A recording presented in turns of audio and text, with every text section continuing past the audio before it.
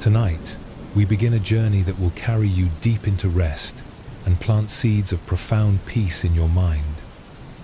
There is nothing you need to accomplish here. These are not lessons or techniques to memorize.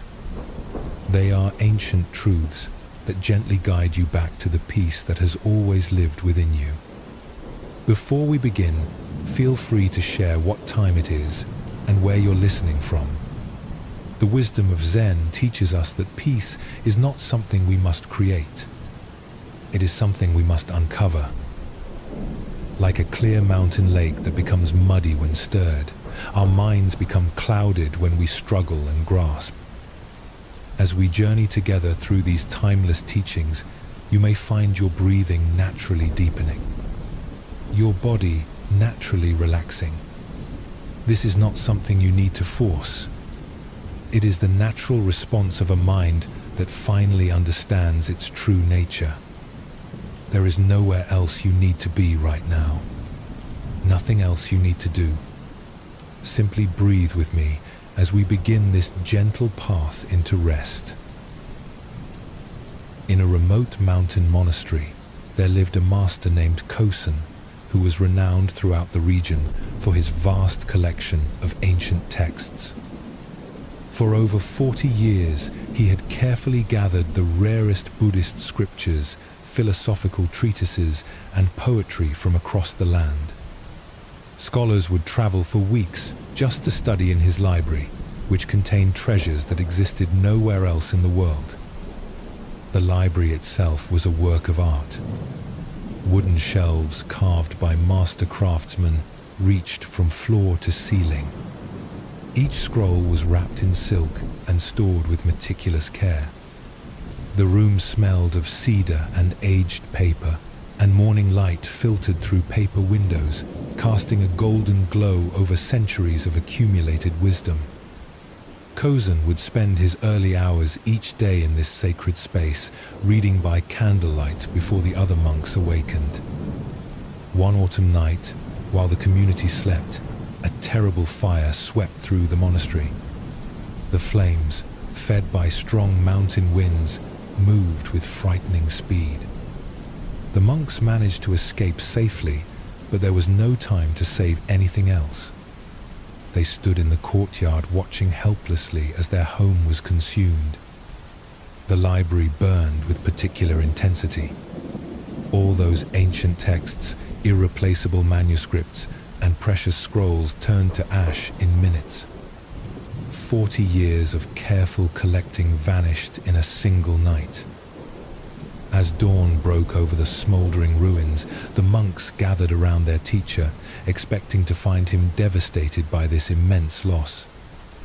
Instead, they found Kosen sitting calmly on a stone, watching smoke rise from where his beloved library had stood. His face showed no trace of anger, grief, or regret. One young monk, unable to contain his confusion, approached with tears in his eyes. "Master," the student said, his voice breaking, "how can you be so peaceful?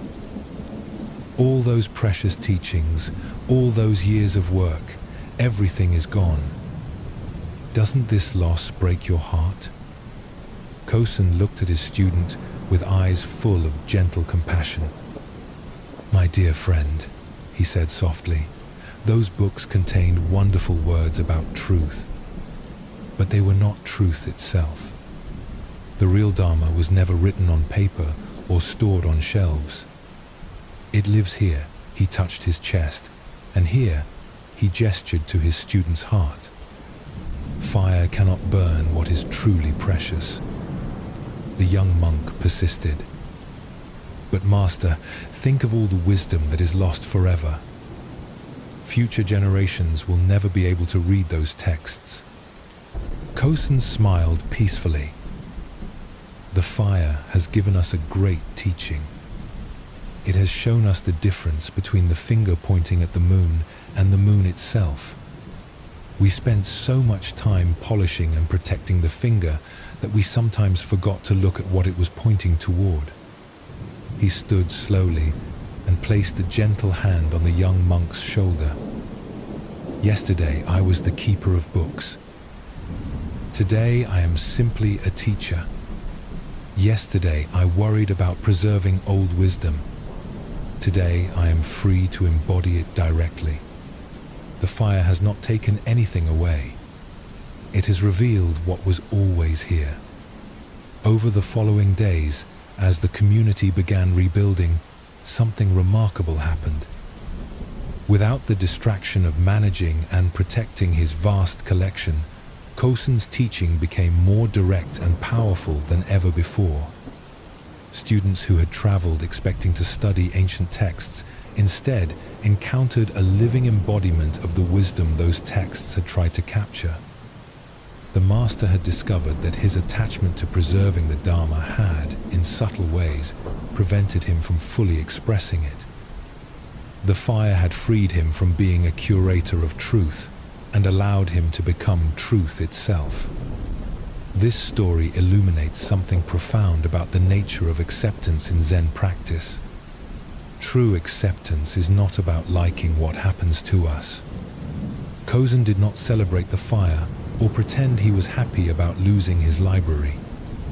Instead, he accepted the reality of what had occurred and opened himself to whatever wisdom it might contain. In Zen, we learn that resistance to what has already happened is the source of our deepest suffering. We waste precious energy fighting battles that were already won or lost.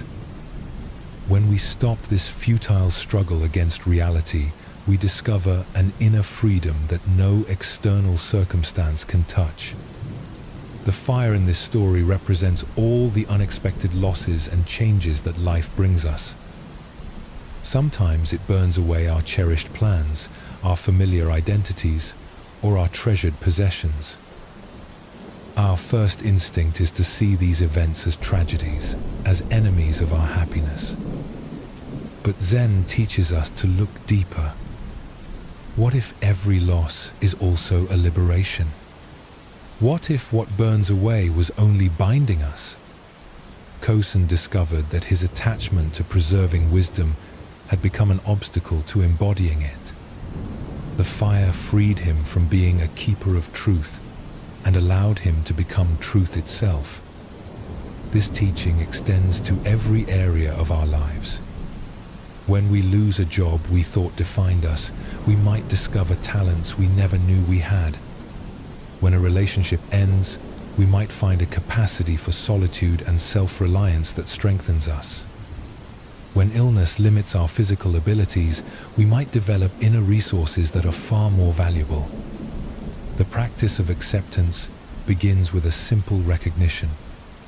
What has already happened has already happened.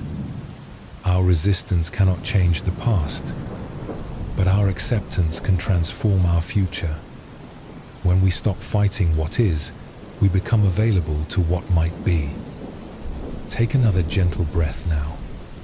Feel how your body naturally relaxes when you stop bracing against imaginary threats.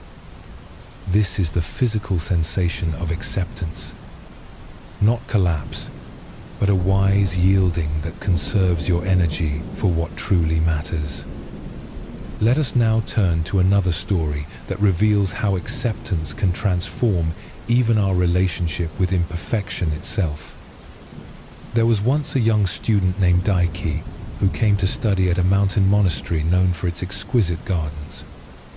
He had always been drawn to beauty and perfection, and he hoped that learning to tend these famous gardens would bring him closer to enlightenment. He imagined spending his days among perfectly arranged flowers, geometrically precise pathways, and trees pruned into ideal forms. On his first morning, the head gardener, an elderly monk named Soshin, led Daiki on a tour of the grounds. They walked through sections of remarkable beauty where everything seemed to grow in perfect harmony. Cherry trees formed elegant arches over stone pathways. Moss-covered rocks in patterns that looked almost intentional. Streams flowed with gentle musical sounds over carefully placed stones. But as they continued their walk, they came to a section that seemed forgotten or neglected. Here, plants grew wild and seemingly random. Weeds pushed up between stones. Branches grew in odd directions. At the center of this unkempt area stood an ancient pine tree that had been twisted and bent by decades of mountain storms. Its trunk curved in 3 directions, its branches reached out at strange angles, and its bark was scarred and weathered. Daiki looked at the tree with obvious distaste. "Master Soshin," he said, "surely this old tree mars the beauty of your garden. Why don't you remove it and plant something more pleasing? Something that grows straight and strong like the other pines?" Soshin stopped walking and gazed at the twisted tree with obvious affection. "This tree," he said quietly, "is my greatest teacher. It has shown me something that all the perfect specimens could never reveal." Daiki looked confused. What could this damaged tree possibly teach that a healthy one cannot? The old gardener walked closer to the twisted pine and placed his weathered hand gently on its gnarled bark. "This tree has been here for over 200 years. It has survived storms that destroyed younger, straighter trees. It is bent without breaking, adapted without losing its essential nature. Every curve in its trunk tells a story of resilience. Every twisted branch speaks of creative response to difficulty." He looked at his young student with eyes full of warmth. "The straight trees in the formal garden are beautiful, yes, but their beauty is dependent on perfect conditions. They must be protected from strong winds, given ideal soil, pruned regularly to maintain their shape. This old pine has found its own way to be beautiful despite imperfect conditions. Perhaps because of them." Soshin led Daiki to a stone bench facing the tree and invited him to sit. "For the next week," he said, "I want you to spend 1 hour each morning simply sitting with this tree. Don't try to fix it or improve it. Don't judge it or wish it were different. Simply be present with it as it island." Daiki felt disappointed.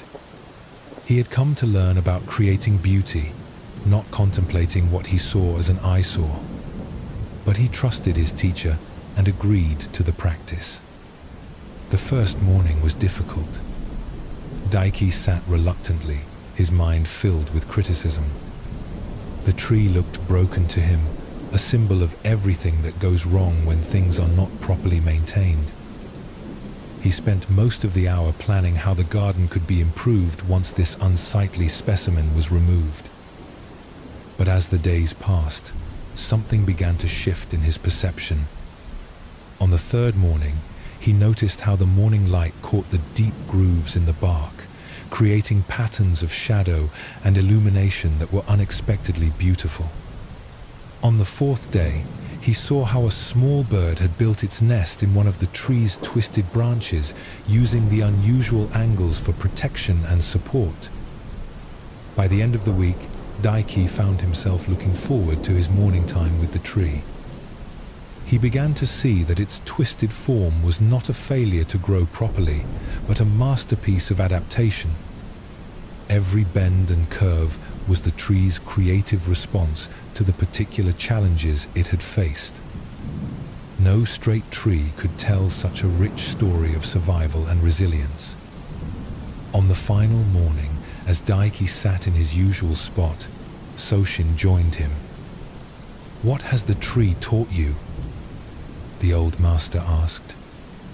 Daiki was quiet for a long moment before responding. "It has taught me that there are different kinds of beauty. The formal gardens are beautiful like a perfect poem, but this tree is beautiful like a wise face that shows its history. I came here wanting to learn how to make things perfect, but the tree has shown me how to find perfection in things as they are."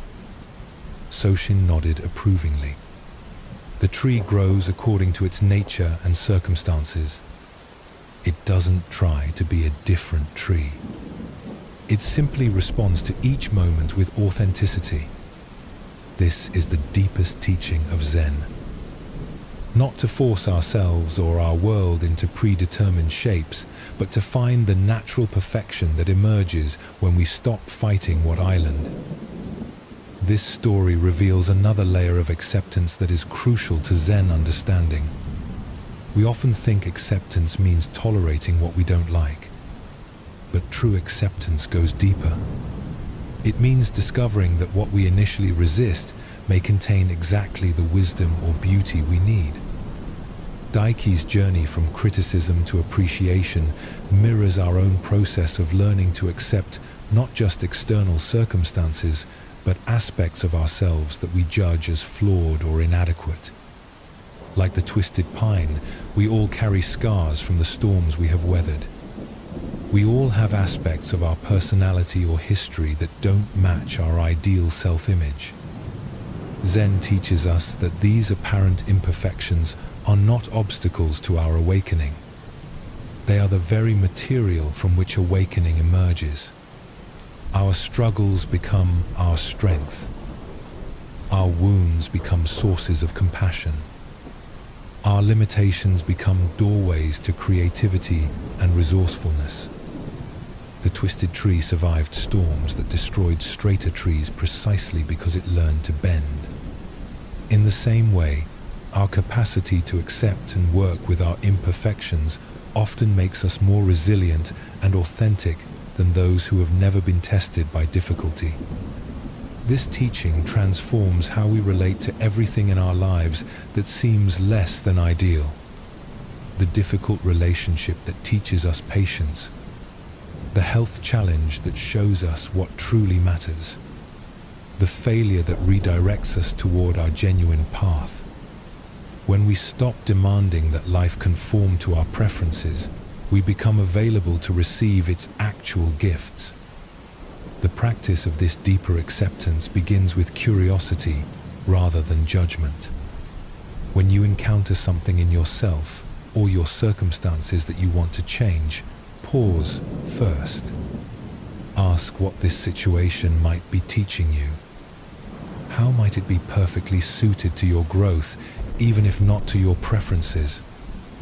This doesn't mean becoming passive or avoiding all effort to improve conditions. The gardener still tends his formal gardens with care and skill. But he also appreciates the wild beauty that emerges when nature is allowed to follow its own wisdom. As you rest now, feel into this teaching. Notice any areas of your life where you have been fighting what is, demanding that reality conform to your expectations. What would it feel like to approach these situations with the curiosity and appreciation that Daiki learned to bring to the twisted tree? Breathe gently and let this wisdom settle into your body like nourishing rain soaking into earth. Tomorrow's challenges will still be there, but you need not meet them with resistance. You can meet them with the flexible strength of the ancient pine, bending without breaking, finding your own authentic way to thrive. Let yourself rest in this understanding. Acceptance is not giving up. It is the foundation for all genuine transformation. When we stop fighting reality, we become available to dance with it. And in this dance, we discover possibilities we could never have imagined when we were struggling against the current. Sleep comes naturally to a mind that has learned to accept what island. Rest deeply, knowing that you are perfectly positioned to receive whatever teachings tomorrow brings. A young monk named Jiro lived in a monastery nestled high in the mountains where the air was thin and crystal clear. Every morning before dawn, he would walk down a winding stone path to collect water from a natural spring. The path was treacherous, with loose rocks and steep drops on one side, but Jiro had made this journey hundreds of times. One morning, as he carefully made his way down the mountain, he noticed something glinting in the early light. Half buried beneath a fallen log was a small, perfectly smooth river stone. But this was no ordinary stone. It seemed to glow with an inner light, and its surface was marked with natural patterns that looked almost like ancient writing. Jiro picked up the stone and felt a strange warmth spread through his hands. It was unlike anything he had ever seen. Surely this was a sign, a gift from the universe meant specifically for him. He tucked the stone carefully into his robe and continued to the spring. Over the following days, Jiro found himself constantly touching the stone in his pocket.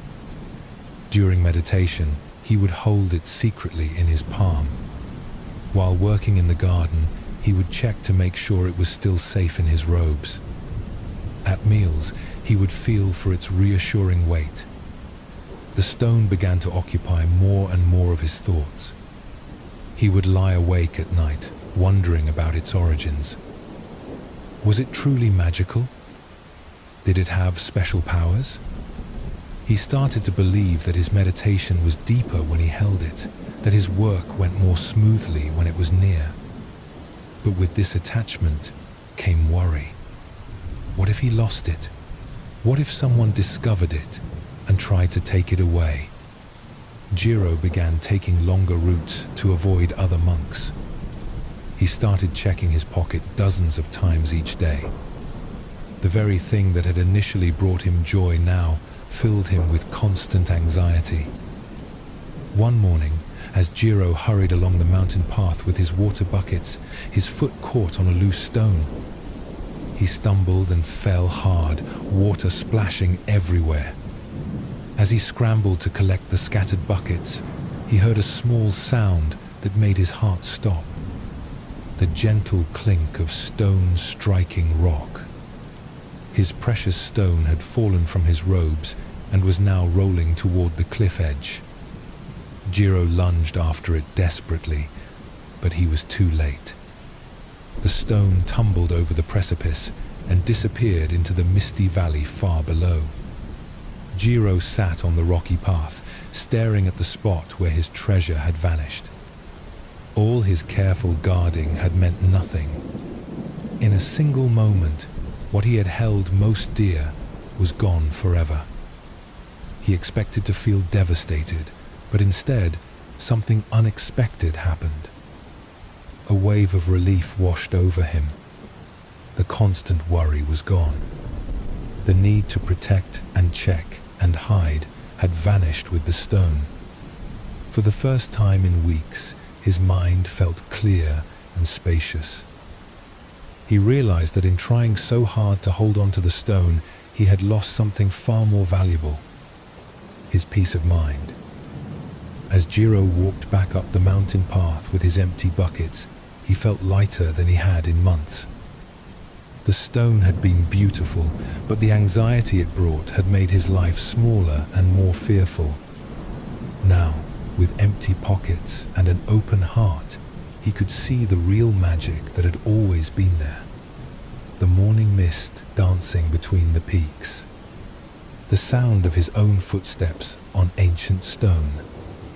The simple rhythm of breathing mountain air. That evening, Jiro went to his teacher and told him the whole story. The master listened quietly, nodding with understanding.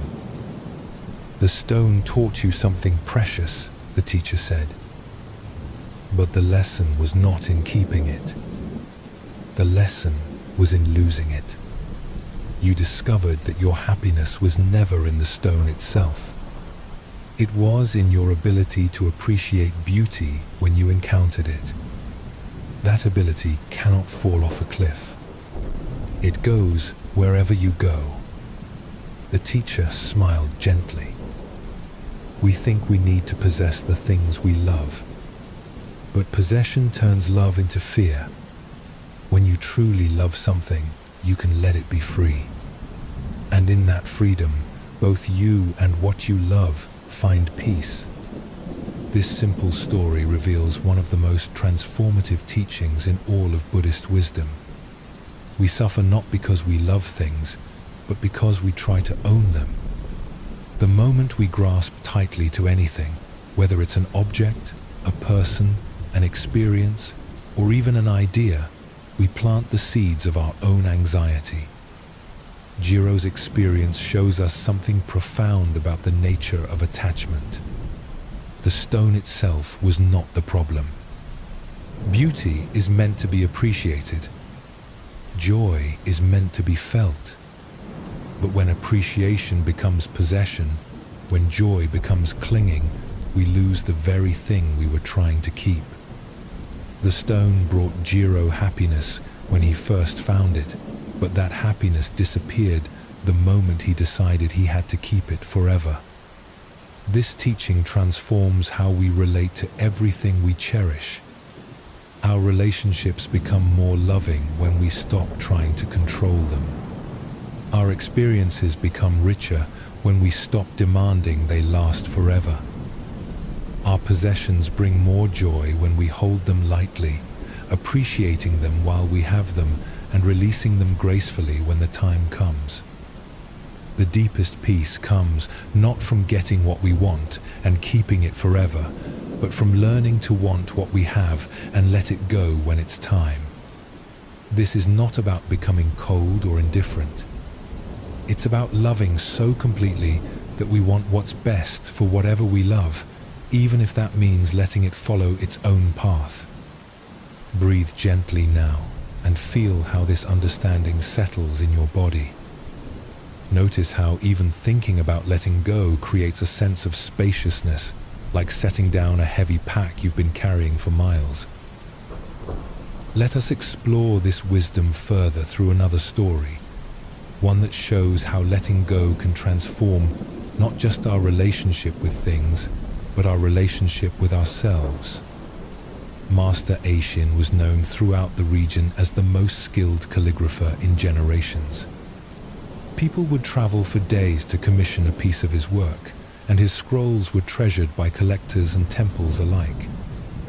His brushstrokes seemed to flow directly from some divine source, creating characters of extraordinary beauty and power. Eishin took great pride in his art. He would spend hours preparing his ink to the perfect consistency, selecting brushes with the ideal flexibility, and waiting for precisely the right mental state before beginning any important piece.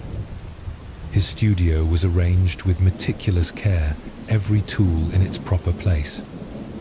One spring morning, a wealthy merchant commissioned Eishin to create a scroll for his daughter's wedding. It was to be the most important piece Eishin had ever attempted, worthy of the substantial payment offered. The merchant requested specific characters, meaning eternal happiness, in Eishin's most elaborate style. Eishin prepared for days. He fasted to purify his mind, meditated to calm his spirit, and practiced the characters hundreds of times on ordinary paper. When he finally felt ready, he laid out his finest silk scroll, prepared his most precious ink, and selected his most beloved brush. As he began the first character, something felt perfect. His hand moved with fluid grace, the ink flowed like liquid silk, and the character emerged with stunning beauty. Eishin's heart swelled with satisfaction. This would be his masterpiece, the piece that would establish his reputation for generations. But as he moved to the second character, disaster struck. A sudden gust of wind through the open window knocked over his water bowl. The water splashed across the scroll, creating a large dark stain right through the center of his perfect first character. Eishin stared at the ruined scroll in horror. Weeks of preparation destroyed in an instant. The silk was expensive and rare, the commission was crucial for his reputation, and worst of all, the perfect character he had created was now completely destroyed. His first impulse was to rage at the wind, at his carelessness in leaving the window open, at the cruel timing of the accident. He could try to clean the scroll, but the damage was irreversible. He could start over, but he had no more silk of this quality, and the merchant expected the piece within days. As Aishin sat staring at the damaged scroll, feeling his dreams of the perfect masterpiece crumble, something shifted in his perspective. He looked more closely at the water stain. It had created an organic, flowing shape that seemed to complement the partial character rather than destroy it. The stain had its own beauty, like a cloud formation or a mountain silhouette. Instead of throwing the scroll away, Aishin picked up his brush again. He began to work with the accident rather than against it. He incorporated the water stain into his design, using it as the foundation for an entirely different kind of composition. Where he had planned formal perfection, he now created something wild and spontaneous. The characters he painted around and through the stain had a freedom and energy unlike anything he had ever produced. Instead of trying to control every brushstroke, he let his hand respond to what was already on the silk. The accident became a partner in creation rather than an enemy of it. When Aishin finished, he had created something far more beautiful than his original plan. The piece had life and movement that his careful, controlled work had never achieved. The water stain, which had seemed like complete disaster, had freed him from his perfectionism and allowed his true artistic spirit to emerge. The merchant was amazed when he saw the finished work. "Master Aishin," he said, "I have seen many examples of your art, but this is beyond anything you have created before. How did you achieve such spontaneous beauty?" Aishin smiled, remembering his initial horror at the accident. "I stopped trying to create perfection and started allowing perfection to create itself. The stain taught me that my greatest enemy was not imperfection, but my fear of it. When I let go of needing to control every detail, my art became truly alive."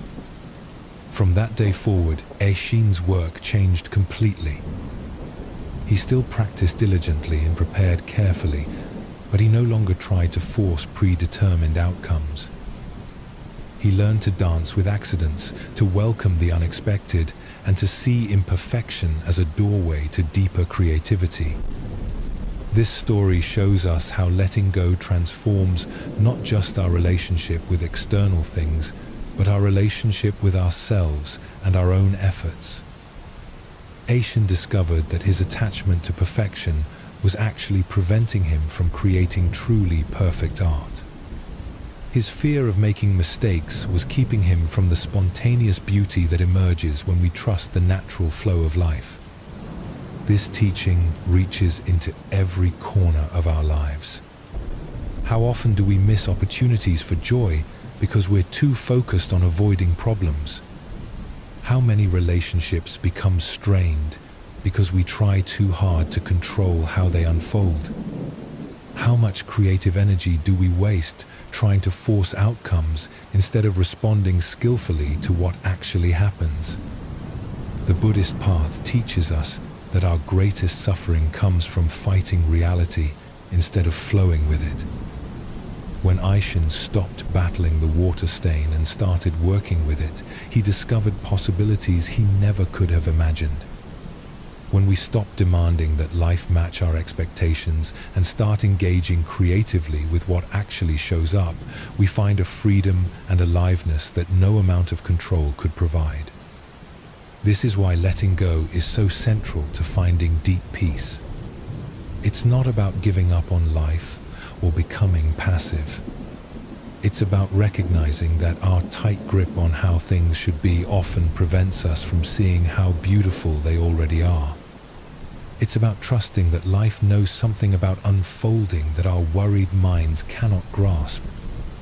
The peace that comes from this understanding is profound because it doesn't depend on circumstances being a certain way.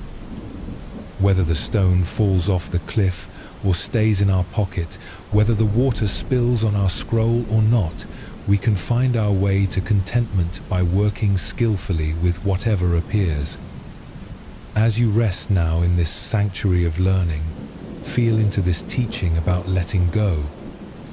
Notice any places in your life where you might be gripping too tightly, where your fear of loss or imperfection might be creating unnecessary tension. What would it feel like to soften that grip just a little? This is not about becoming careless or indifferent. Eishin still valued his art deeply, just as Jiro could still appreciate beauty. But when we love something without needing to possess it completely, when we care without needing to control, we discover a way of being that is both deeply engaged and profoundly peaceful. Let yourself rest in this possibility.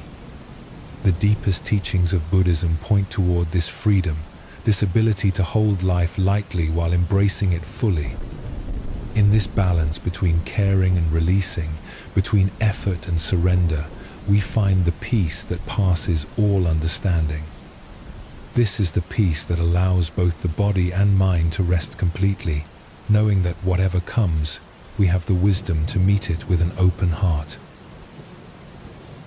In a small village at the edge of a vast forest lived a baker named Kenji, who was known for his kind heart and generous spirit.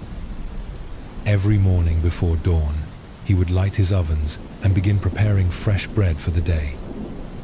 The warm smell of baking would drift through the village streets, waking people gently and filling their hearts with anticipation. Kenji had a simple practice.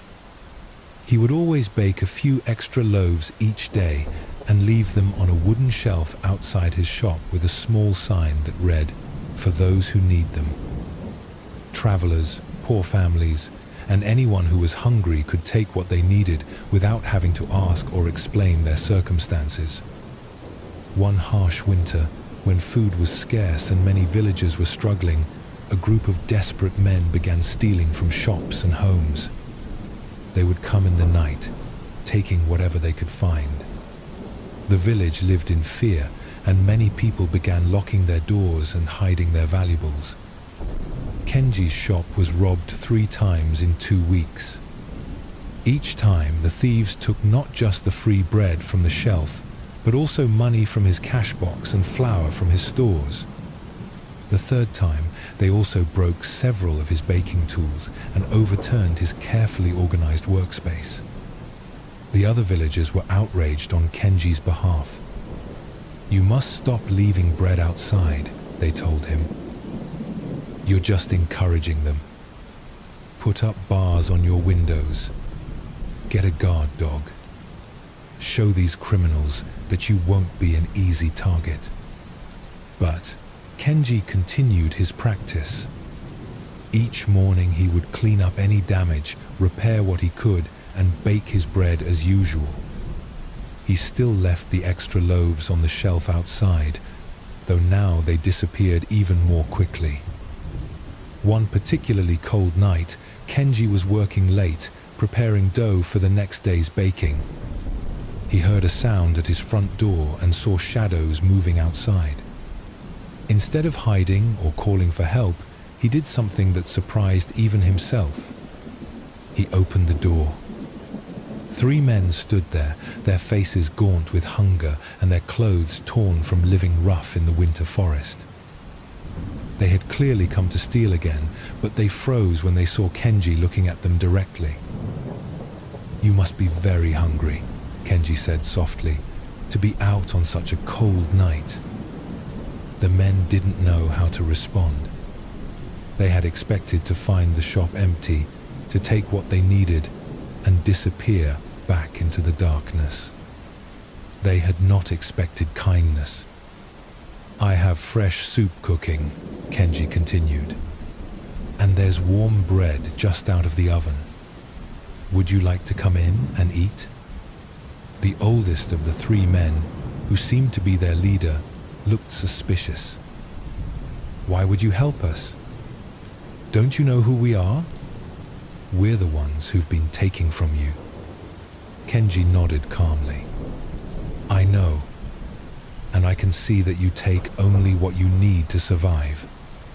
A man doesn't steal bread because he's evil.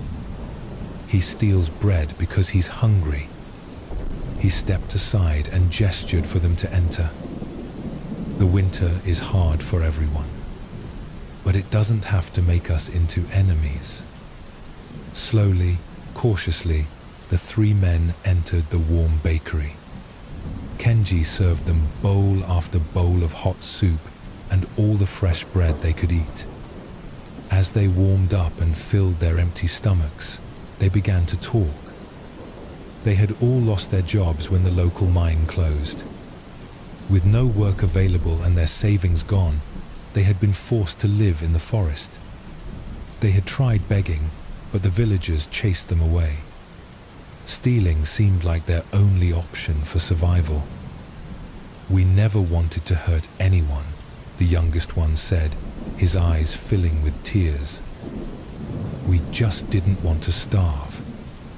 Kenji listened to their story with deep attention. When they finished eating, he made an offer that astonished them.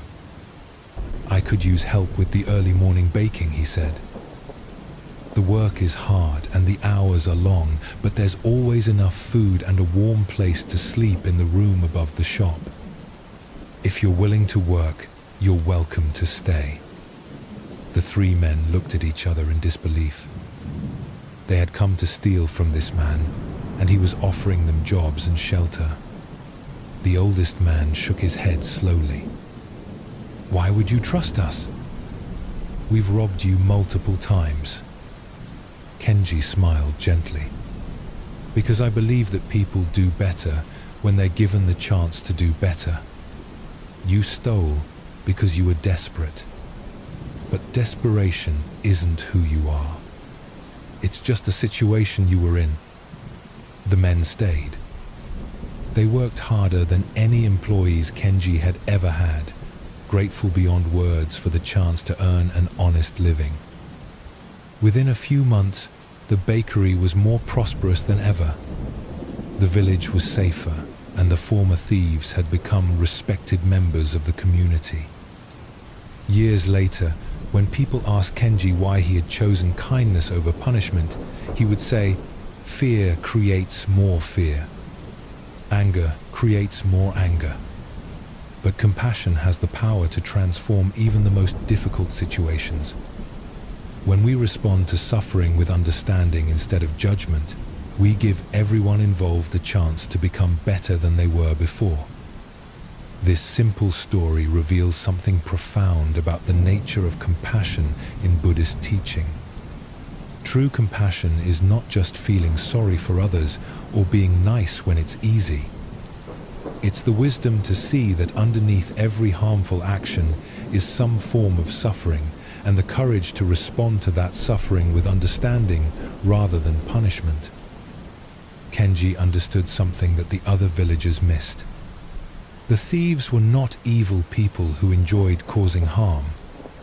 They were human beings caught in desperate circumstances, acting out of pain and need rather than malice. When he responded to their actions with compassion instead of anger, he created the conditions for genuine transformation. This teaching shows us that compassion is not weakness or naivety. It's a powerful force that can change situations that seem hopeless. When we meet aggression with more aggression, we only escalate conflict. But when we can see through someone's harmful behavior to the pain that drives it, we open the door to healing for everyone involved. The deep peace that Buddhist teachings offer comes partly from this understanding. When we learn to respond to difficulty with compassion, we stop adding our own anger and fear to the world's suffering. Instead, we become agents of healing and transformation. This doesn't mean accepting harmful behavior or putting ourselves in danger. It means understanding that lasting solutions come from addressing the root causes of problems rather than just reacting to their symptoms. Take a gentle breath now and feel how this understanding settles in your heart. Notice how even thinking about responding with compassion creates a sense of spaciousness and calm, as if a tight knot in your chest has begun to loosen. Let us explore this wisdom further through another story, one that shows how compassion directed toward ourselves can be just as transformative as compassion offered to others. There was once a student named Mickey who came to study at a mountain temple known for its rigorous meditation practice. She had heard that the monks there could sit in perfect stillness for hours, their minds clear as mountain lakes, their hearts filled with boundless peace. She wanted desperately to achieve this same level of spiritual attainment. Mickey threw herself into the practice with fierce determination. She would rise at 3 a.m. to meditate before the other students awakened. She would sit through meals in silence, contemplating spiritual teachings instead of eating. She pushed herself to meditate for longer periods than anyone else, often sitting until her legs went completely numb and her back ached terribly. But instead of the peace and clarity she sought, Mickey found her mind becoming more agitated and critical than ever before. During meditation, instead of watching her thoughts with gentle awareness, she would attack each wandering thought with harsh inner criticism. Focus, she would command herself. Stop being so undisciplined. Other students can do this easily. What's wrong with you? When her meditation felt scattered, she would punish herself by skipping meals or adding extra hours of sitting. When she felt drowsy during practice, she would scold herself for being lazy and weak. Her inner dialogue became a constant stream of judgment and disappointment. After months of this harsh self-treatment, Mickey was more miserable than when she had arrived. Her body was thin from skipping meals, her mind was exhausted from constant self-criticism, and her heart felt heavy with shame about her perceived failures. One morning, after a particularly difficult meditation session where she had berated herself for every wandering thought, Mickey went to the temple's small garden to cry in private. She sat beneath a cherry tree, feeling like a complete failure as a spiritual student. Master Yuki, the temple's elderly teacher, happened to be walking through the garden. She saw Mickey's distress and sat down quietly beside her on the stone bench. "Tell me about your practice," Master Yuki said gently. Through her tears, Mickey poured out her frustration. She described her rigorous schedule, her constant self-criticism, and her disappointment in her lack of progress.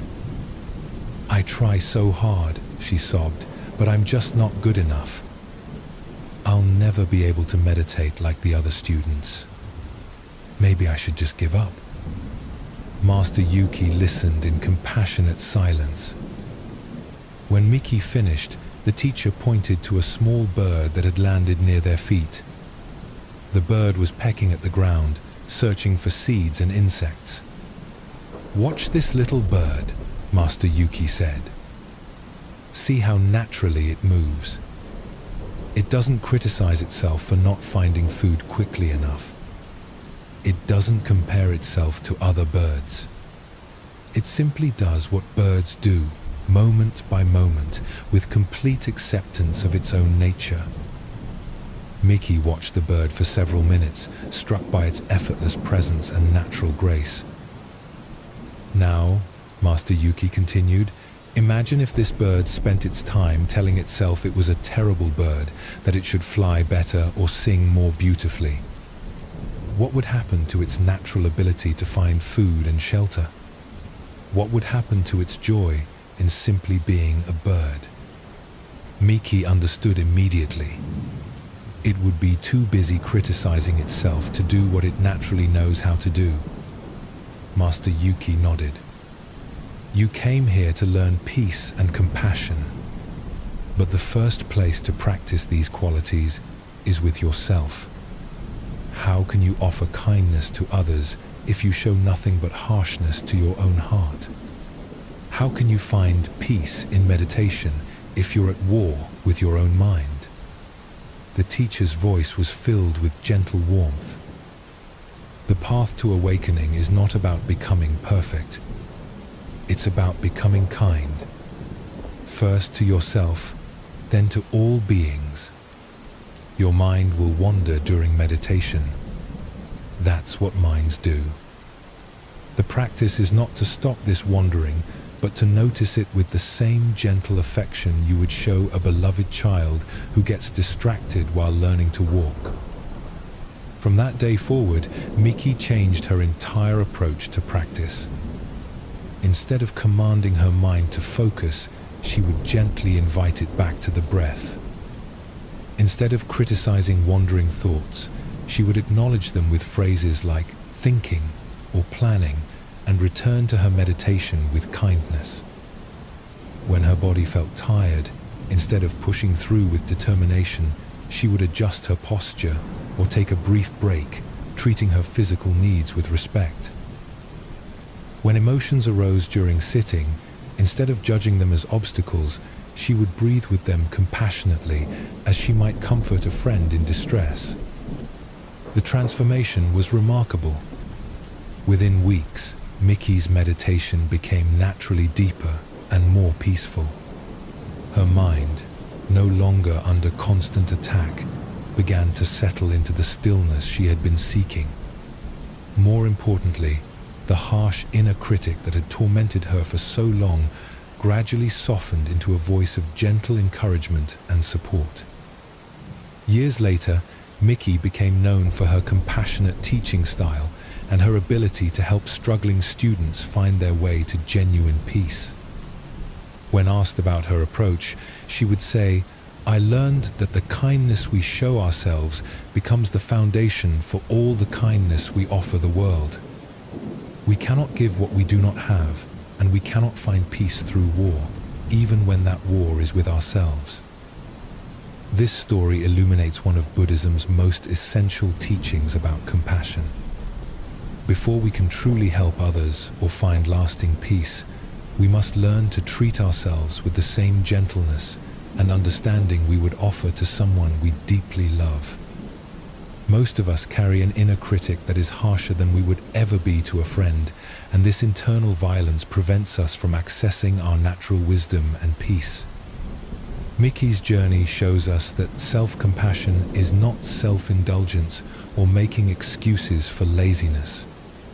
It's the recognition that we learn and grow more effectively in an atmosphere of kindness than in an atmosphere of constant judgment. When we stop waging war against our own imperfections, our minds naturally settle into the peace that was always there beneath the conflict. This teaching transforms everything about how we approach spiritual practice and personal growth. Instead of trying to force ourselves into enlightenment through harsh discipline, we create the conditions for awakening through gentle persistence and loving patience. Like a garden that grows better with steady care than with violent digging, our hearts and minds flourish when tended with compassion. The Buddhist path teaches us that suffering often comes from our resistance to our own experience. When Miki fought against her wandering mind, she created more suffering than the wandering thoughts themselves ever could. When she learned to accept her mental patterns with kindness, the very same mind that had seemed chaotic began to reveal its natural clarity. This understanding brings profound relief because it means we don't have to be perfect to be worthy of love and peace. We don't have to eliminate all our flaws before we can begin to help others. We simply have to learn to meet our imperfections with the same compassionate understanding that we would offer to any suffering being. As you rest in this teaching now, notice how your body responds to the idea of treating yourself with complete kindness. Feel how even the possibility of ending the inner war creates a sense of softening and relief. This is not laziness or lowering standards. This is the recognition that love is a more powerful force for transformation than fear. The compassion that begins with ourselves naturally extends outward to embrace all beings. When we stop judging our own struggles, we become more patient with the struggles of others. When we learn to forgive our own mistakes, we develop the capacity to forgive those who have hurt us. When we discover that our own suffering deserves understanding rather than punishment, we begin to see that the same is true for everyone. The deep peace that these teachings offer comes from this shift in how we meet life's difficulties. Instead of fighting against problems or judging ourselves for having them, we learn to embrace whatever arises with the tender care of a mother holding her child. In this embrace, transformation happens naturally, not through force, but through love. Let yourself rest now in this possibility. Feel what it might be like to move through tomorrow with the same kindness toward yourself that Master Yuki showed to Miki. Notice how this inner gentleness creates space for genuine wisdom and peace to emerge.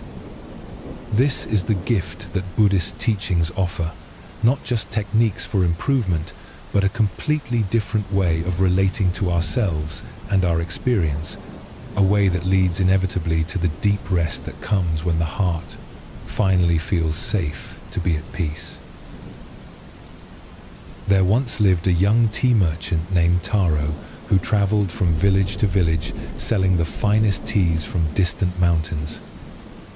His cart was filled with carefully wrapped packages of green tea, black tea, and rare flowering teas that bloomed like flowers when steeped in hot water.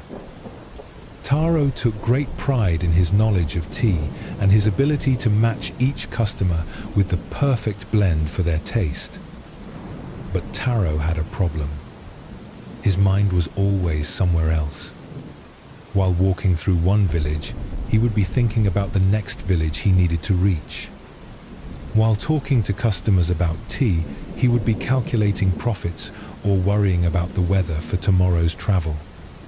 While eating his evening meal, he would be planning the next day's route or replaying conversations from earlier in the day. This constant mental activity made Taro feel tired and scattered. He would often arrive in a new village only to realize he couldn't remember anything about the journey there. He would finish conversations with customers and immediately forget their names or what they had purchased. His life felt like a blur of constant motion without any real satisfaction or peace. One evening, Taro arrived in a mountain village just as the sun was setting. He was exhausted from a long day of travel and eager to find lodging for the night. As he walked through the quiet streets pulling his cart, he noticed a small tea house with warm light glowing from its windows. Inside, an elderly woman sat alone at a low table, slowly preparing tea with careful, deliberate movements. Something about her presence caught Taro's attention. She seemed completely absorbed in what she was doing, as if nothing else in the world existed except the tea ceremony unfolding before her. Taro knocked gently and asked if he might shelter there for the night. The woman, whose name was Sachiko, welcomed him warmly and invited him to sit while she finished preparing the tea. "I am a tea merchant," Taro said, settling his tired body onto a cushion. "I have teas from all over the region. Perhaps you would like to try some of my finest varieties." Sachiko smiled gently and continued her slow, meditative movements. "Thank you for your generous offer," she said. "But first, would you join me in drinking this tea I have already prepared? It is just simple green tea, nothing fancy." Taro agreed, though he was curious to show off his premium selections. Sachiko poured the tea into small, humble clay cups and placed one before Taro. Then she lifted her own cup and took a slow, appreciative sip. Taro lifted his cup and took a quick drink, ready to comment on the quality and suggest improvements. But before he could speak, Sachiko asked quietly, "What did you taste?" The question surprised Taro. "Well, it's green tea. Decent quality, though I have much better varieties in my cart. The leaves could be picked earlier in the season for a more delicate flavor, and..." "No," Sachiko interrupted gently. I didn't ask you to analyze or compare. I asked what you tasted. Right now, in your mouth, what do you actually taste?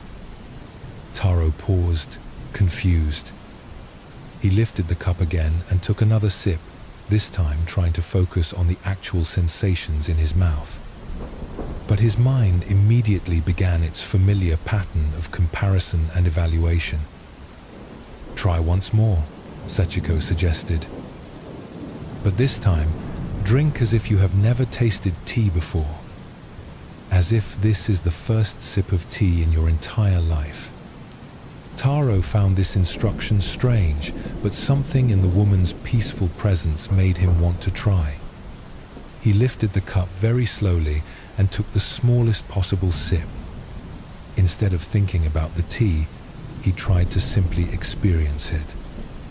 For the first time, he noticed the warmth spreading across his tongue. He felt the subtle astringency that made his mouth feel slightly dry. He detected a hint of sweetness that appeared after the initial bitterness faded. There was an earthy quality that reminded him of morning mist over mountain forests. Now what did you taste? Sachiko asked. I actually tasted the tea, Taro said, surprised by his own response. Not my thoughts about the tea, but the tea itself. Sachiko nodded approvingly. Most people spend their whole lives drinking tea without ever really tasting it. They are so busy thinking about the tea, comparing it to other teas, judging whether they like it or not, that they miss the direct experience of drinking. She poured him another cup. Try again. This time, also notice what it feels like to hold the warm cup in your hands. Notice the sensation of swallowing. Pay attention to the steam rising from the surface. Taro spent the next hour drinking tea with a level of attention he had never experienced before. Each sip became a small meditation. He noticed how his breathing naturally slowed when he focused completely on the present moment. His racing thoughts settled into quiet appreciation for what was actually happening right now. This is how I learned to find peace, Sachiko told him as the evening grew late. Not by changing my circumstances, but by showing up fully for whatever was already here. I have been making tea in this same simple way for 30 years, and I discover something new every single time because I am truly present for the experience. That night, Taro slept more deeply than he had in months. The next morning, as he prepared to continue his journey, he found that everything felt different. As he loaded his cart, he noticed the weight and texture of each package. As he walked through the village, he heard birds singing that he had never noticed before. The morning air felt fresh and alive against his skin. From that day forward, Taro's approach to his work completely changed. Instead of rushing through his days with his mind elsewhere, he began to practice what Sachiko had shown him. When talking with customers, he listened fully to their words instead of planning his next sales pitch. When walking from village to village, he noticed the changing landscape, the feel of his feet on the path, the rhythm of his breathing. This simple shift in attention transformed not only Taro's experience of his work, but also his success as a merchant. Customers began seeking him out because they felt truly heard and understood when they talked with him. His genuine presence made people trust him, and his careful attention helped him match each person with exactly the right tea for their needs. Years later, when people asked Taro about the secret to his peaceful contentment, he would say, "I learned that happiness is not something you find by looking elsewhere. It's something you discover by being completely where you are." This story reveals one of Buddhism's most practical and transformative teachings: the practice of mindfulness, or complete attention to the present moment. Most of us live like Taro did before his encounter with Sachiko. Our bodies are in one place, but our minds are somewhere else entirely. We eat without tasting, walk without seeing, and talk without really listening. This divided attention is a major source of suffering because it prevents us from ever feeling fully satisfied or at peace. When we're always thinking about the next thing, we miss the richness that's available right now. When our attention is scattered across past and future, we never get to rest in the simple reality of this moment. The Buddhist understanding of mindfulness is not about emptying the mind or achieving some special state of consciousness. It's about learning to be fully present for whatever is happening right now, whether that's drinking tea, having a conversation, or simply breathing. This complete attention naturally brings peace because it stops the mental restlessness that keeps us feeling unsettled and searching. Taro discovered that the same activity he had done thousands of times before, drinking tea, could become a source of deep satisfaction when he brought his full attention to it.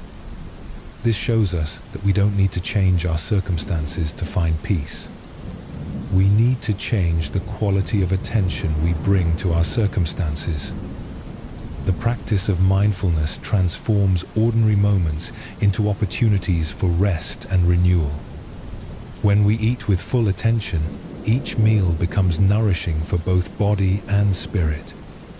When we listen with complete presence, our relationships become deeper and more meaningful. When we bring mindful attention to any activity, it becomes a form of meditation that settles the mind naturally. Take a gentle breath now and feel what it's like to be completely present for the simple act of breathing. Notice how your mind naturally quiets when you focus entirely on what's happening right now. This is the peace that Buddhist teachings offer, not as something far away or difficult to achieve, but as the natural result of paying attention to life as it unfolds moment by moment.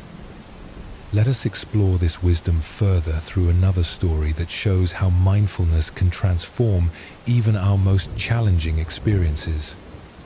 Master Josen was known for his ability to remain calm and centered no matter what was happening around him.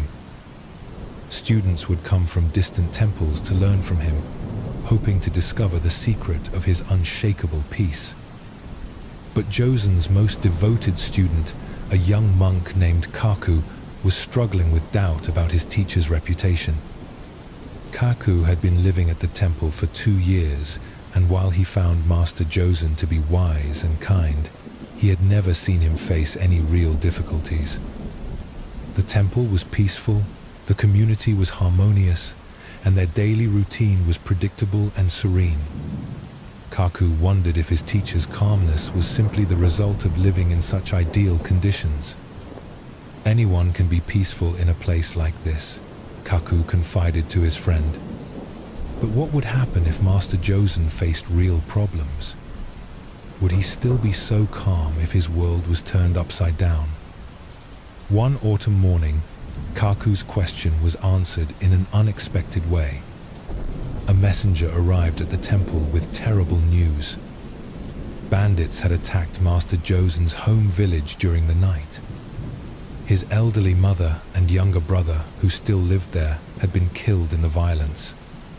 The family home where Josen had grown up had been burned to the ground.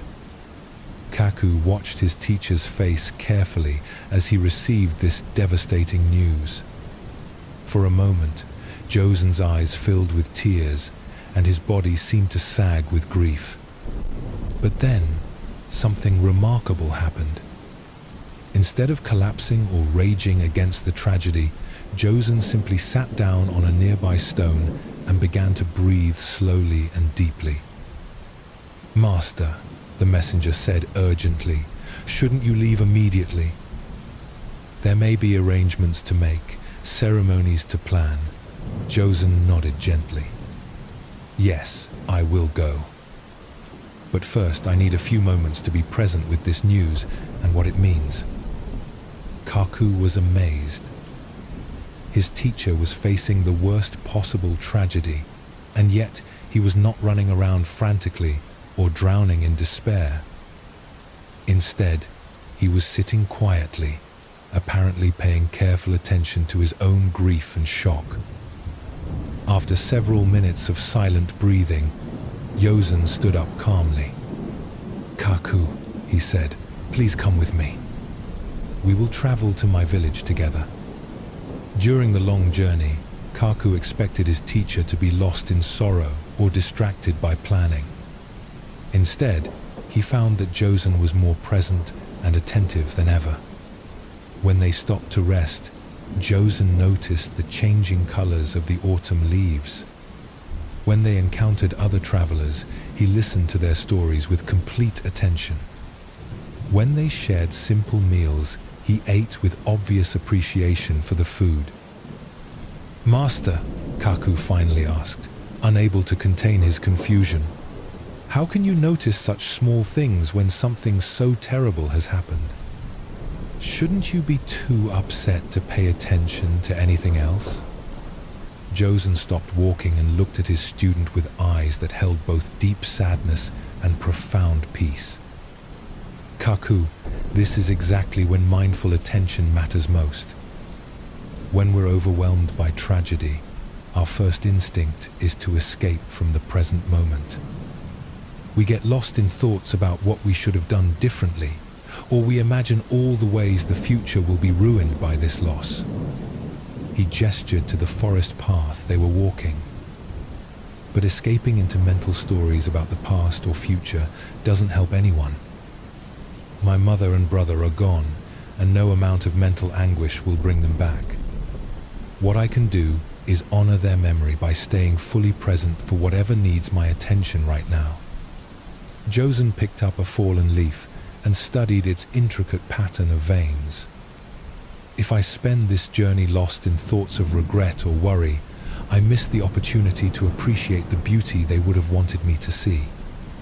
If I'm too distracted by grief to listen carefully to the people we meet, I might miss chances to help someone who needs it. He looked directly at Kaku.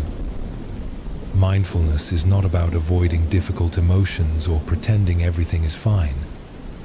It's about being present for all of life, including the painful parts. When I sit with my grief mindfully, I can feel it completely without being destroyed by it. When I stay present even in sorrow, I remain available to respond wisely to whatever needs my care. When they reached the village, Kaku saw his teacher's wisdom in action.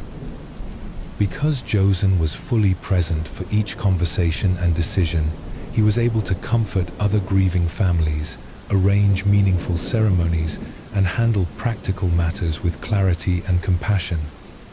His mindful attention allowed him to be genuinely helpful during a time when many people would have been too overwhelmed to think clearly. That evening, as they sat by the graves of his mother and brother, Josen wept quietly. But even his tears seemed different from ordinary crying. They flowed naturally without the desperate grasping or bitter resentment that often accompanies grief.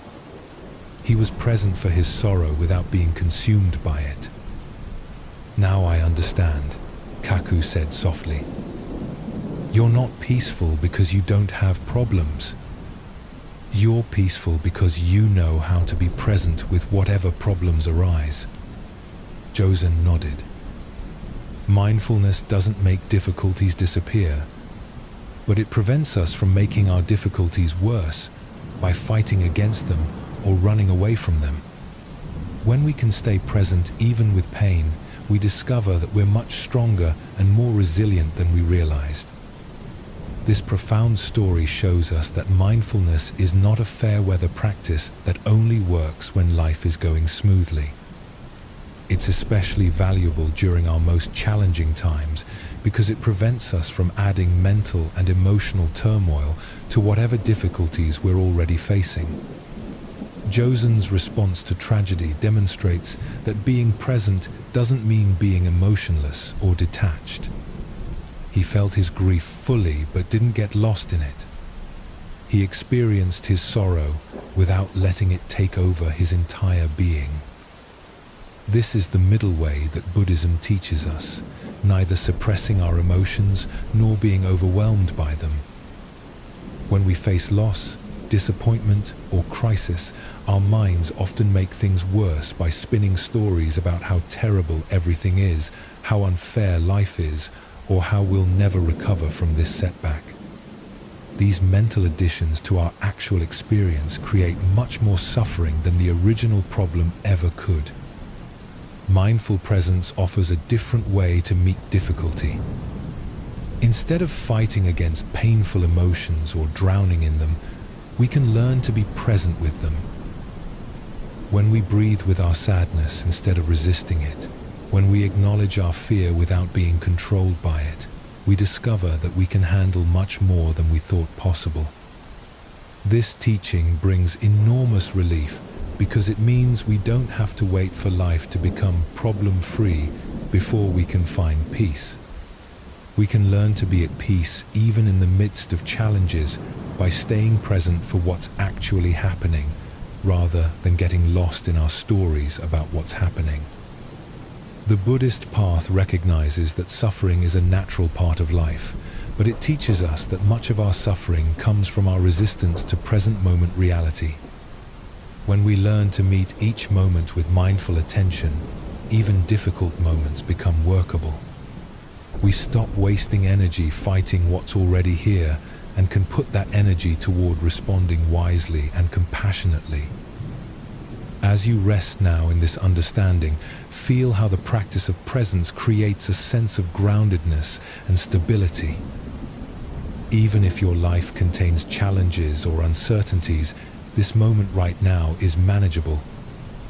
You can breathe with whatever you're experiencing. You can be present for your own life as it unfolds, not as you wish it were, but as it actually island. This is the gift that mindfulness offers. Not the elimination of all problems, but the discovery that we can meet any problem with awareness and grace. Not the promise that life will always be comfortable, but the wisdom to find peace within whatever life brings. When we learn to rest completely in the present moment, we find the deep peace that these ancient teachings have been pointing toward all along. Deep in the mountains, there lived a scholar named Hayato who had devoted his entire life to studying Buddhist philosophy. His small house was packed from floor to ceiling with ancient texts, commentaries, and volumes of teachings from every school of Buddhist thought. He could recite complex philosophical arguments from memory and explain the most subtle points of doctrine with impressive precision. Hayato spent his days reading, taking notes, and writing his own commentaries on the great works of Buddhist literature. He had developed a reputation as one of the most learned Buddhist scholars in the region. Students would occasionally make the difficult journey to his mountain retreat to study with him, hoping to benefit from his vast knowledge. But despite all his learning, Hayato felt something was missing. His understanding was complete in theory, but he often felt as confused about life as anyone else. When faced with daily problems or difficult emotions, his scholarly knowledge seemed to offer little practical help. He could explain the nature of suffering in elaborate detail, but he still suffered. He could describe the path to enlightenment perfectly, but he felt far from enlightened. One winter morning, an old woman appeared at Hayato's door. She was bent with age, dressed in simple peasant clothes, and carrying a small bundle of vegetables. She looked like any other village farmer, certainly not someone who would have anything to teach a great scholar. "Excuse me, sir," she said in a humble voice. "I've been walking all night through the snow, and I'm very cold and tired. Might I sit by your fire for a while to warm myself?" Hayato was annoyed by the interruption to his studies, but his Buddhist training had taught him the importance of compassion. He reluctantly allowed the woman to enter and sit by his small hearth. As she warmed herself, the old woman noticed the books covering every surface of the room. "My," she said with apparent amazement, "you must be very wise to have read so many books about Buddhism." Hayato's chest swelled with pride. "Yes," he said, "I have studied Buddhist philosophy for over 30 years. I know the teachings of all the great masters. There is probably no question about Buddhist doctrine that I cannot answer." The old woman looked impressed. "How wonderful," she said. "I am just a simple farmer, but I have always wondered about something. Perhaps you could help me understand?" "Of course," Hayato said, pleased to have an opportunity to demonstrate his knowledge to someone who would surely be amazed by his wisdom. The woman was quiet for a moment, staring into the fire. Then she asked, "What is Buddha?" Hayato launched into an elaborate explanation. He spoke about the historical Buddha, about Buddha nature, about the different bodies of Buddha in various philosophical systems. He quoted ancient texts and cited famous masters. He spoke for nearly an hour, covering every aspect of Buddhahood that his scholarly training had taught him. When he finished, he looked at the old woman expectantly, waiting for her to express amazement at his learning. But she simply looked confused. "I'm sorry," she said apologetically, "but I still don't understand. You've told me many things about Buddha, but you haven't told me what Buddha Island." Hayato felt a flash of irritation. "I just explained it in great detail. Perhaps you weren't listening carefully enough.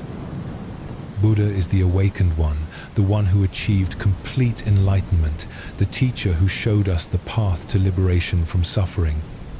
Yes, the old woman interrupted gently, "but what is Buddha? Not what Buddha did or what Buddha teaches, but what Buddha is." Hayato tried again, this time using different terminology and approaching the question from various philosophical angles. But no matter how he explained it, the woman kept asking the same simple question, "But what is Buddha?" After 2 hours of increasingly frustrated explanations, Hayato finally snapped. "Look, old woman, if you can't understand such basic Buddhist concepts, perhaps you should stick to farming and leave philosophy to those who are capable of grasping it." The elderly woman looked at him with eyes that suddenly seemed much wiser and deeper than before. "My dear scholar," she said softly, "you have spent 30 years learning about Buddha, but you have never met Buddha. You can describe Buddha perfectly, but you don't know what Buddha Island." She stood up slowly and gathered her small bundle. True understanding is not found in books or explanations. It's found in direct experience. You know what Buddha did and what Buddha taught, but you don't know what Buddha is because you have never looked inside yourself to find the Buddha nature that lives there. As she walked toward the door, she turned back with a gentle smile. "I am just a simple farmer, as you said. I cannot read your books or explain your philosophies. But when I work in my garden, I know Buddha. When I sit quietly in the evening, I meet Buddha. When I help a neighbor or feed a hungry animal, Buddha is there. I may not know about Buddha, but I know Buddha." With that, the old woman disappeared into the snowy morning, leaving Hayato alone with his thousands of books and his suddenly empty-feeling knowledge. For days afterward, Hayato could not concentrate on his studies. The woman's simple question kept echoing in his mind. What is Buddha? He realized that despite all his learning, he truly could not answer this most basic question from direct experience. He knew what others had said about Buddha, but he had never encountered Buddha directly. This encounter changed everything for Hayato. He didn't abandon his books entirely, but he began to balance his scholarly study with simple meditation practice. He started paying attention to his daily activities the way the old woman had described, looking for Buddha in ordinary moments rather than just in philosophical texts. Gradually, Hayato's understanding transformed from something he carried in his head to something he experienced in his heart. His knowledge became wisdom not because he learned new information, but because he began to live what he had always known intellectually. This story illuminates one of Buddhism's most important distinctions, the difference between intellectual knowledge and experiential wisdom. We can study spiritual teachings for years and become experts at explaining them, but this kind of knowledge often remains separate from our actual lived experience. Hayato's encounter with the old woman reveals that true understanding cannot be found in books alone, no matter how many we read or how well we understand them. Wisdom emerges when we stop collecting information about truth and start experiencing truth directly through our own awareness and daily life. The woman in this story represents the kind of simple, direct wisdom that Buddhist teachings ultimately point toward. She might not have been able to give scholarly lectures about Buddha nature, but she knew Buddha nature intimately through her own experience. Her understanding was living and present, not abstract and theoretical. This teaching is especially important in our modern world, where we have access to more spiritual information than any previous generation. We can read thousands of books, watch countless videos, and attend endless workshops about enlightenment and inner peace. But none of this accumulation of knowledge will bring us the deep peace that these teachings promise unless we learn to experience what we're studying. The Buddhist path is not about becoming smarter about spirituality. It's about becoming more awake to the reality that's already present in each moment. When we try to understand our way to peace through thinking and analyzing, we often move further away from the direct experience that would actually bring us peace. Take a gentle breath now and notice the difference between thinking about breathing and actually experiencing the breath. This simple distinction points toward the wisdom the old woman was trying to share. Truth is not something we figure out with our minds, but something we encounter with our whole being. Let us explore this teaching further through another story that shows how wisdom often comes not from having all the answers, but from asking the right questions. There was once a monastery where the monks were known for their intense debates about Buddhist philosophy. Every evening after their work was finished, they would gather in the main hall and engage in elaborate discussions about the nature of reality, the meaning of the teachings, and the proper interpretation of ancient texts. A young monk named Goro particularly loved these debates. He was quick-witted and well-read, and he took great pride in his ability to win arguments and prove other monks wrong. He would spend his days preparing clever points and studying obscure texts so that he could impress everyone with his knowledge during the evening discussions. One day, a new monk arrived at the monastery. His name was Tekkan, and he seemed different from the others. He was older, perhaps in his 60s, with weathered hands and a quiet manner that suggested years of hard work rather than scholarly study. During the evening debates, he would sit silently in the back, listening carefully, but never participating. This puzzled Goro. How could anyone sit through such fascinating discussions without wanting to contribute? After a week of watching Tekkan's silence, Goro decided to draw him into the conversation. During a particularly heated debate about the nature of emptiness, Goro turned to the newcomer and said, "Brother Tekkan, you've been listening to our discussions all week without saying a word. Surely you must have some opinion about whether phenomena are empty of inherent existence." All eyes turned to Tekkan, who looked slightly uncomfortable at being put on the spot. He was quiet for a long moment before responding, "I'm sorry, but I don't really understand what you mean by inherent existence. Could you explain it to me?" Goro was delighted. Here was a chance to display his knowledge to someone who was clearly less educated than himself.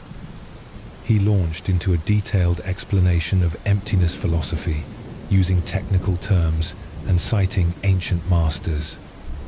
When he finished, Tekkan nodded slowly. "Thank you for that explanation, but I'm still not sure I understand. Can you give me an example of something that has inherent existence and something that doesn't?" Goro was happy to oblige. He spent another 20 minutes providing examples and elaborating on his philosophical understanding. But when he finished, Tekkan asked another simple question that showed he still didn't quite grasp the concept. This pattern continued for several evenings. Tekkan would ask innocent questions that seemed to reveal his lack of sophisticated understanding, and Goro would respond with increasingly elaborate explanations. The other monks began to see Tekkan as somewhat simple, unable to grasp the complex ideas that they debated so skillfully. But something strange began to happen. As Goro tried to explain these concepts to someone who seemed to know nothing about philosophy, he found himself having to examine his own understanding more carefully. Tekkan's simple questions forced him to think about what he actually meant by the words he used so confidently. One evening, Tekkan asked a question that stopped Goro in his tracks. "Brother Goro, you've explained emptiness to me many times now, and I'm grateful for your patience. But I wonder, when you're not explaining emptiness, when you're just living your daily life, how does this understanding change the way you experience washing dishes or sweeping floors?" Goro opened his mouth to answer, but no words came. He realized that despite all his sophisticated explanations, his understanding of emptiness had never actually changed how he experienced ordinary activities. It remained an intellectual concept separate from his lived experience. "I'm not sure," he admitted, feeling embarrassed for the first time in years. Tekkan smiled gently. "Thank you for your honesty. You see, I spent 40 years as a farmer before coming here. I never learned the proper names for Buddhist concepts, and I can't engage in philosophical debates. But when I plant seeds in empty soil, I experience something that might be what you call emptiness. When I watch crops grow through interdependence with sun and rain and soil, I see what you might call dependent origination." He paused, looking around at the gathered monks. "I came here hoping to learn the names for what I had already experienced in my daily work. But I'm starting to think that maybe the names are not the most important thing. Maybe the experience is what matters." The room fell silent. For the first time, many of the monks questioned whether their sophisticated debates were bringing them closer to wisdom or further from it. "Don't misunderstand me," Tekkan continued. "I'm not saying study is worthless. I'm grateful for all the explanations you've given me. But I wonder if sometimes we get so interested in talking about truth that we forget to live it." From that night forward, the character of the monastery's evening gatherings began to change. Instead of trying to win debates about concepts, the monks started sharing how their understanding affected their daily experience. Instead of competing to show off their knowledge, they began asking genuine questions about how to live with greater wisdom and compassion. Goro discovered that Tekkan's simple questions had been far more valuable than all his clever arguments. By forcing him to examine what his knowledge actually meant in practical terms, the older monk had helped him begin to transform intellectual understanding into lived wisdom. This story reveals another crucial aspect of Buddhist wisdom. True understanding is not measured by how much we know or how well we can explain concepts, but by how deeply our knowledge has transformed the way we actually live.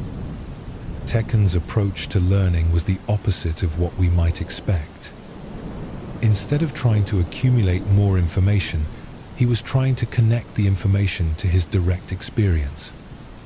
Instead of seeking to impress others with his knowledge, he was genuinely curious about how understanding could improve his daily life. The questions Tekken asked were more valuable than all of Goro's explanations because they pointed toward the gap between knowing about something and knowing something directly. We can memorize every teaching about compassion, but until we actually become more compassionate in our daily interactions, our knowledge remains incomplete. This teaching offers profound relief because it means we don't need to become scholars or experts to benefit from Buddhist wisdom. We don't need to understand every philosophical nuance or memorize complex texts. We simply need to take whatever understanding we have, however basic, and begin applying it to our actual experience. The deep peace that these teachings offer comes not from intellectual mastery, but from the gradual transformation of how we meet life moment by moment. When we stop trying to collect spiritual knowledge and start living spiritual principles, we discover that even simple understanding can bring profound changes to our experience. As you rest now in this teaching, notice how it feels to let go of any pressure to understand everything perfectly. The Buddhist path is not about becoming an expert in Buddhist philosophy. It's about becoming more awake, more compassionate, and more peaceful in whatever circumstances we find ourselves. The wisdom that brings true transformation is often surprisingly simple. Like the old woman who knew Buddha through her daily work, like Tekkan who understood emptiness through farming, we can find the deepest teachings reflected in our most ordinary activities when we bring genuine attention and care to them. This understanding naturally leads to the kind of peace that allows both the body and mind to rest completely. When we stop struggling to figure everything out with our thinking minds and start experiencing life directly with our whole being, we find the sanctuary of presence that these ancient teachings have always been pointing toward. A fisherman named Ichiro lived in a small coastal village where his family had fished the same waters for generations. He owned a beautiful boat that his grandfather had built by hand, with carved wooden details and a sail that caught the wind perfectly. This boat was not just his livelihood, but his pride and joy. He would spend hours each week polishing its wood and mending its nets, keeping everything in perfect condition. Ichiro was known throughout the village as the most successful fisherman. His nets always seemed to find the richest schools of fish, and his knowledge of the ocean's moods and patterns was unmatched. Other fishermen would watch him launch his boat each morning and hope to learn his secrets. But Ichiro had become so attached to his boat and his success that fishing was no longer enjoyable. Every morning he would wake up worried about the weather, anxious about whether the fish would be running, fearful that something might damage his precious boat. He would spend the night before each fishing trip checking and rechecking his equipment, unable to sleep for planning and worrying. On the water, Ichiro's attachment to catching fish made him tense and calculating. He would become frustrated when other fishermen had good luck in areas where he found nothing. He would cut his trips short if the fishing seemed slow, or push himself to exhaustion when the fish were biting well, afraid to miss any opportunity. One morning, Ichiro discovered that his boat had been stolen during the night. Someone had cut the rope and taken it out to sea while the village slept. Ichiro stood on the dock staring at the empty space where his boat should have been, feeling as if his whole identity had vanished with it. The other fishermen in the village felt sorry for Ichiro and offered to help, but most of their boats were barely large enough for one person, let alone two. Only old Saburo, whose tiny, rickety fishing boat was held together with patches and rope, offered to take Ichiro out with him. Ichiro had always looked down on Saburo's poor equipment and modest catches. The old man's boat looked like it might sink at any moment, and his nets were so old and mended that they seemed to be made more of patches than original material. But, with no other options, Ichiro reluctantly accepted the offer. As they paddled out in Saburo's leaky little boat, Ichiro felt embarrassed and anxious.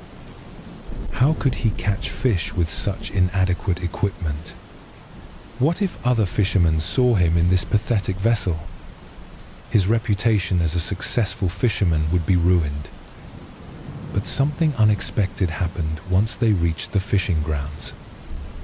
Without his perfect boat and carefully maintained equipment to worry about, Ichiro found himself paying attention to things he had never noticed before. He watched the way Saburo read the water, not through sophisticated knowledge, but through simple, quiet observation. The old man would sit perfectly still for long minutes, just listening to the rhythm of the waves and feeling the movement of the current. When he cast his patched nets, he did so without any sense of urgency or attachment to the outcome. If the nets came up empty, he would simply try another spot. If they came up full, he would smile quietly and continue his work. "Saburo," Ichiro asked, "aren't you worried that your nets might tear? They look like they could fall apart at any moment." The old man chuckled. "They might. They've torn many times before, and I've mended them. If they tear today, I'll mend them tonight. If they fall apart completely, I'll make new ones." The fish don't care how pretty the nets are. As the day progressed, Ichiro found himself relaxing in a way he hadn't in years. Without his own equipment to maintain and protect, he could simply focus on the experience of fishing itself. He began to remember why he had loved being on the water as a child, before fishing became about success and reputation. To his amazement, they caught more fish that day than he had caught in weeks with his sophisticated boat and equipment. But more importantly, he enjoyed the experience in a way he had almost forgotten was possible. "How is this happening?" he asked Saburo. "Your equipment is so old and simple, but we're having such success." Saburo smiled as he hauled in another net full of fish. "Maybe it's because I'm not afraid of losing anything. My boat is already falling apart, so I don't worry about scratching it. My nets are already patched, so I don't fear tearing them. When you're not protecting anything, you can focus completely on what you're doing." That evening, as they returned to shore, Ichiro realized that the loss of his boat had freed him from something he hadn't even known was imprisoning him.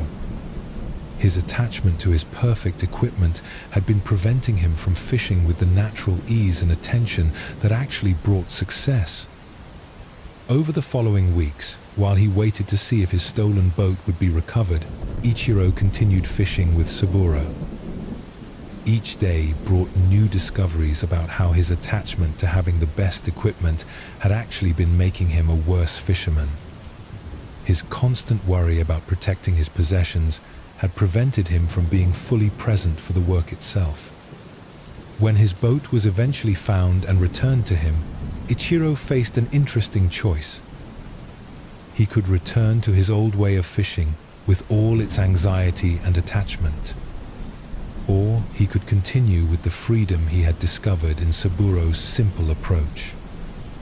He chose to keep his boat, but to fish with a different attitude. He still maintained his equipment carefully, but he no longer lived in fear of losing it. He still worked to catch fish, but he didn't let his success or failure determine his peace of mind. He had learned the difference between caring for something and being enslaved by it. Years later, when young fishermen would ask Ichiro for advice, he would tell them, "Take good care of your equipment, but don't let your equipment take care of you. Love your work, but don't let your work become your master." The best fishing happens when you're not afraid of coming home empty-handed. This story reveals one of Buddhism's most liberating insights about the nature of attachment. We often think that loving something means holding onto it tightly, but true love allows for freedom. Ichiro discovered that his attachment to his boat and his success was actually preventing him from enjoying the very activities he thought he was protecting. The Buddhist understanding of non-attachment is often misunderstood as indifference or not caring about anything. But Saburo's example shows us what it really means. He cared deeply about fishing, but he wasn't enslaved by his equipment or obsessed with outcomes. This freedom allowed him to respond naturally and skillfully to whatever each day brought. Non-attachment doesn't mean we stop having preferences or working toward goals. Ichiro still preferred catching fish to not catching fish, and he still took care of his boat when it was returned. But he learned to hold these preferences lightly, without letting them control his peace of mind or prevent him from being present for the experience itself. This teaching transforms how we relate to everything we value. Our relationships become more loving when we stop trying to possess and control the people we care about. Our work becomes more fulfilling when we stop being enslaved by our need for recognition and success.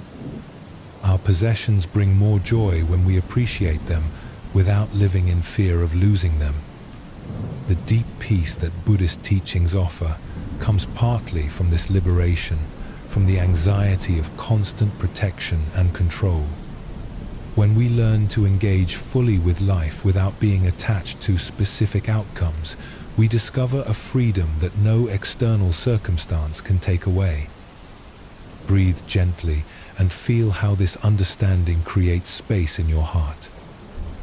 Notice how even thinking about holding your preferences more lightly brings a sense of relief, like setting down a heavy burden you didn't realize you were carrying. Let us explore this wisdom further through another story that shows how non-attachment can transform even our relationship with our own identity and achievements. Master Ryonen was widely regarded as one of the most beautiful and accomplished women of her generation. Born into a noble family, she had received the finest education and had mastered poetry, calligraphy, music, and dance. Her beauty was legendary throughout the region, and many wealthy men sought her hand in marriage. But Ryonen felt called to a spiritual life. Despite her family's objections and society's expectations, she decided to become a Buddhist nun. She approached several monasteries, but none would accept her. The abbots would take one look at her exceptional beauty and refuse her entry. "Your appearance would be too distracting for the monks," they would tell her. "You should marry and live a conventional life. The monastic path is not suitable for someone like you." Ryonen was determined to pursue her spiritual calling, but her physical beauty had become an obstacle she couldn't overcome. She began to understand that her attachment to her appearance and society's attachment to it was preventing her from living the life she truly wanted. After being rejected by the 7th monastery, Ryonen made a radical decision. She returned home and went to the kitchen, where she heated a large iron pot until it was red hot. Then, without hesitation, she pressed the burning metal against her face, scarring herself permanently. The physical pain was intense, but the emotional liberation was immediate. She had freed herself from the burden of exceptional beauty that had defined her entire life. She was no longer the beautiful Ryonen, but simply Ryonen, a woman seeking spiritual understanding. When she appeared at the 8th monastery with her scarred face, the abbot accepted her immediately. Her willingness to sacrifice her most prized possession, her beauty, demonstrated the depth of her commitment to spiritual practice. In the years that followed, Ryonen became known not for her appearance, but for her wisdom and compassion. She wrote poetry that captured profound spiritual insights, and her teachings helped countless students understand the path to liberation. One of her most famous poems, written years after her self-scarring, reads, "To serve Buddha, I burned my face with fire. The flames that scarred my features long ago are nothing to the burning of my soul. Both fires lead to the same place of peace." Students would sometimes ask Ryonen if she regretted destroying her beauty. She would smile and say, "I destroyed nothing. I only freed myself from the prison of others' expectations and my own attachment. The beauty that mattered was always on the inside." But the most profound part of Ryonen's story came near the end of her life. A young nun approached her and said, "Master, I admire your sacrifice, but I cannot imagine being brave enough to destroy my appearance as you did. How did you find such courage?" Ryonen looked at her student with eyes full of gentle wisdom. "I did not destroy my appearance out of courage," she said. "I destroyed it out of attachment. I was so attached to becoming a nun that I was willing to sacrifice anything to achieve that goal." The young nun looked confused. "But isn't dedication to spiritual practice a good thing?" "Dedication, yes," Ryonen replied, "but not attachment. When I burned my face, I thought I was showing my commitment to Buddha, but I was actually showing my attachment to a particular identity, that of being a nun.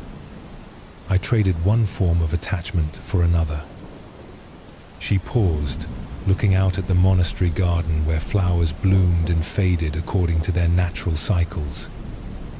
True freedom comes not from changing our external circumstances, but from releasing our grip on all identities, even spiritual ones. The Buddha I sought by becoming a nun was the same Buddha that was present when I was a beautiful woman in my father's house. I simply couldn't see it then because I was too attached to my appearance. "So was your sacrifice meaningless?" the student asked. Ryonen smiled. "No, it was necessary for me at that time. Sometimes we must go to extremes to learn what moderation means. My scarred face taught me something that no amount of studying could have revealed. It showed me that freedom comes not from changing what we look like or what role we play, but from changing how tightly we hold on to these things." This profound story reveals multiple layers of Buddhist teaching about attachment and identity. Ryonen's initial attachment to her beauty prevented her from pursuing the spiritual life she desired. But her later attachment to becoming a nun led her to an extreme action that, while effective in achieving her goal, was itself another form of clinging. The deepest wisdom in her story comes from her mature understanding that true freedom doesn't require us to destroy or change our circumstances. It requires us to change our relationship to those circumstances. We can be beautiful or scarred, wealthy or poor, accomplished or ordinary, and still find the same liberation through releasing our attachment to these conditions. This teaching is especially relevant in our culture, which constantly encourages us to define ourselves by our appearance, achievements, possessions, or roles. We think we are our job title, our relationship status, our physical attributes, or our social position. But Buddhist wisdom teaches us that these identities, while practically useful, are not our true nature. The peace that comes from this understanding is immense because it means our well-being doesn't depend on maintaining any particular external conditions. We don't have to stay young, successful, healthy, or admired to be fundamentally okay. Our deepest security comes from recognizing what remains unchanged, regardless of our changing circumstances. Ryanan's final insight points toward the ultimate teaching of non-attachment. Even our spiritual practices and achievements can become new forms of bondage if we cling to them too tightly. The goal is not to become a perfect meditator or an enlightened being, but to recognize the freedom that is always present regardless of our spiritual accomplishments. This doesn't mean we abandon effort or stop caring about our growth and development. It means we hold our spiritual journey lightly, engaging wholeheartedly while remaining unattached to specific outcomes. Like Ichiro learning to fish without fear of failure, we can practice without being enslaved by our need for spiritual success. As you rest in this teaching now, feel into the possibility of releasing your grip on whatever identities you've been holding most tightly. Whether it's being successful, being liked, being right, or even being spiritual, notice what it might feel like to hold these aspects of yourself more lightly. This is the freedom that Buddhist teachings ultimately point toward. Not the freedom from having preferences or responsibilities, but the freedom from being controlled by our preferences and responsibilities. Not the freedom from caring about life, but the freedom to care without suffering when things don't go according to our plans. In this space of non-attachment, we find the deep peace that allows us to engage fully with life while remaining unshakably calm at our center. This is the sanctuary that these ancient teachings offer, a place of rest that no external change can disturb because it doesn't depend on anything external at all. In the mountains above a small village lived a woodcutter named Daichi, who had spent his entire life cutting and selling firewood. Every morning he would climb the steep forest paths, select the right trees, and spend the day cutting and splitting wood. Every evening he would return home tired and satisfied with his simple work. Daichi had always thought of himself as just a woodcutter, nothing more. He was not educated like the village scholars, not wealthy like the merchants, not artistic like the craftsmen. When people asked him what he did, he would say simply, "I cut wood. That's all I know how to do." One day, while working deep in the forest, Daichi heard strange sounds coming from a nearby grove. Following the sounds, he discovered a group of monks who had become lost while traveling between monasteries. They were sitting by a small stream, looking worried and confused. Their leader, an elderly abbot, approached Daichi respectfully. "Excuse me, friend. We have been walking for 2 days and cannot find our way back to the main path. Do you know these mountains well?" Daichi nodded. "I've been walking these paths for 40 years. I know every tree and stream in these mountains.